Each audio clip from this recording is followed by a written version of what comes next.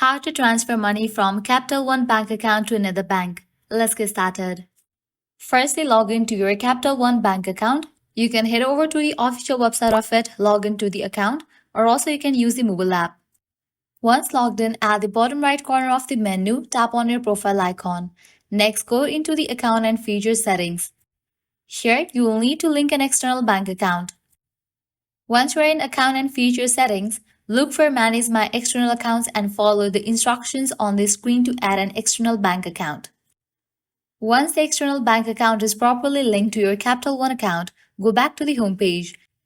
Tap on the account you want to transfer money from to see its details. At the top of the account page, under the balance, you'll find the transfer money option. Tap on that. Now choose the account you are transferring money from and the external bank account you link as the destination account. Enter the amount you want to transfer, and if you want to add an additional memo, you can do that as well. As long as you have sufficient funds, you will be able to make the transfer instantly, and the funds will be received in the external bank account you added. And that's it. I hope this video helped you learn how to transfer money from Capital One to another bank account. If you found this video helpful, please leave a like and subscribe for more quick and easy tips. Thanks for watching.